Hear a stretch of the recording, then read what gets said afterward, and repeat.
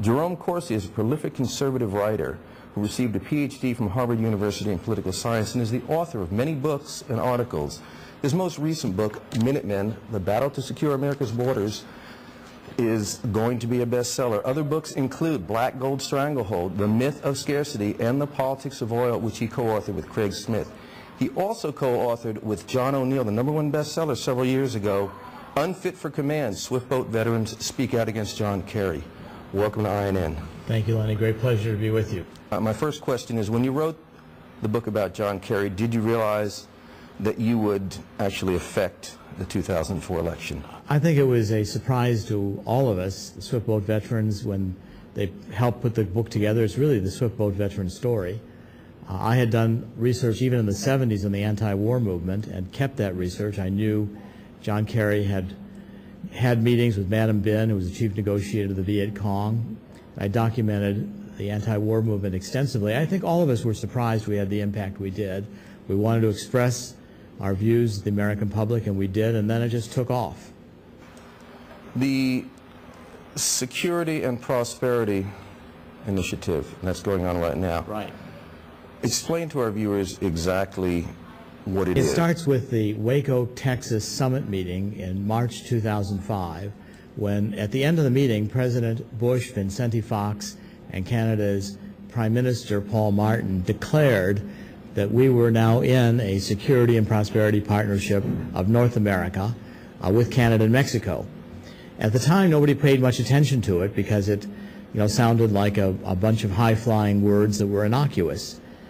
Then, very quickly after that, the government in the Department of Commerce put up a website, spp.gov, standing for the Security and Prosperity Partnership, spp.gov, and in a June 2005 report to the leaders that is still on the website, you can see it in the bars of items to the left of the screen. That 2005 report documented that we had created some 20 working groups, and these working groups included executives from all through our executive branch, the bureaucracy, the various administrative departments, ranging from the Department of Energy, Health and Human Services, Transportation, you name it. These were cabinet-level working groups, and they were meeting with comparable cabinet-level working groups in Canada and Mexico, and they were rewriting a wide range of our administrative laws and regulations to be trilateral, forming new memorandum of understanding and mutual agreements, which were doing some fundamental changes to U.S. law without the Congress of the American people being aware of it. How could this happen without the Congress being aware of it? These are structural changes almost. It's largely done by the bureaucracy working on its own without going explicitly to reach out to Congress and announce to Congress its intention. So I can find no oversight hearings that were held specifically on the SPP effort, despite the fact that we're now engaging in massive meetings with Mexico and Canada, formal meetings. I've done a Freedom of Information Act request.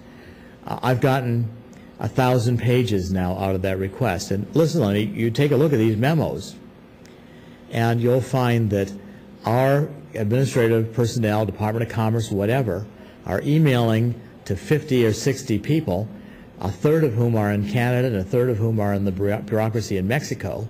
They're sharing our administrative law, and they're rewriting it. I've talked to dozens of congressmen and senators, and they're all completely unaware that this effort is going on or the significance of this effort, which is to create a new regional government below the radar of public attention and completely out of the view of the public. Well, we just heard that Republican Virgil Good of Virginia has introduced Resolution HCR 487 along with Ron Paul and Tom Tancredo and Walter Jones. Is this going to get above the radar, and is it possible that it could become law without being voted on by Congress? Well, first of all, H.R. 487 was introduced last Thursday by the 4 congressmen you mentioned, and it is a threshold difference because now the issue's been formally put in front of the House of Representatives for a vote, and that resolution says that Congress, through this House of Representatives, will not want the United States government participating in the funding or creation of NAFTA superhighways or the creation of a North American Union. Could this get put in place without being a law or a treaty? Yes.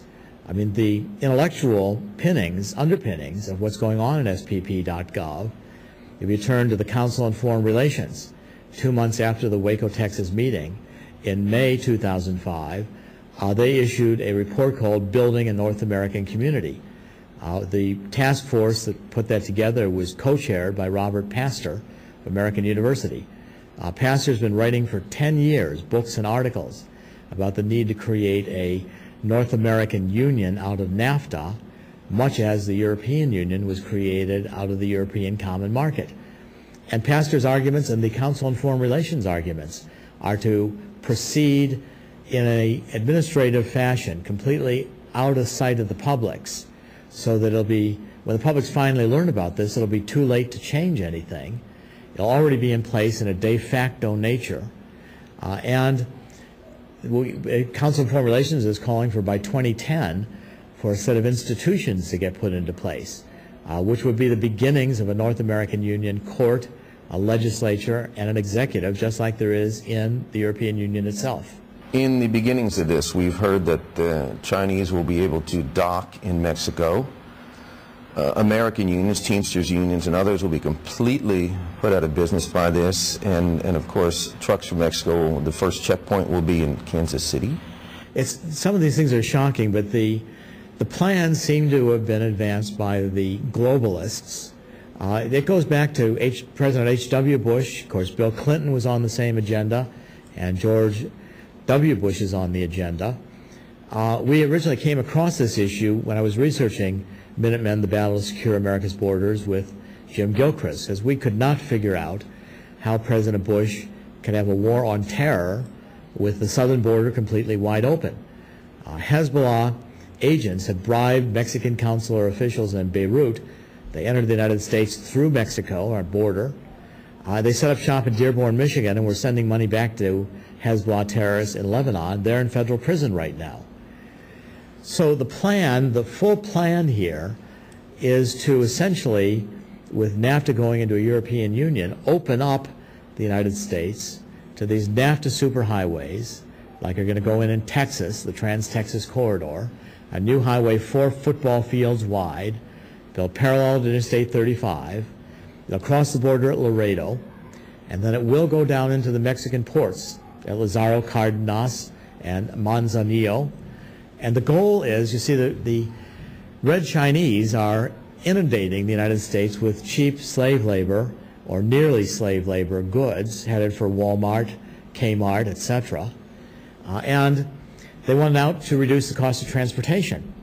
So instead of bringing these containers to Long Beach and Los Angeles, where there are longshoremen, and trucking them across the Rocky Mountains using United Transportation workers on the trains, or utilizing Teamster drivers in the trucks.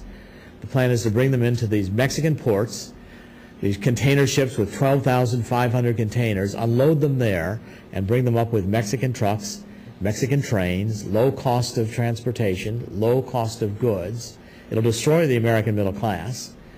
And Kansas City is putting in a Mexican customs office, which my research shows will probably end up having to be Mexican sovereign soil. In Kansas City is what they consider an inland port, even though there's no water anywhere around. Jerome Corsi, thank you so much for joining. Great pleasure. Anytime. Thank you.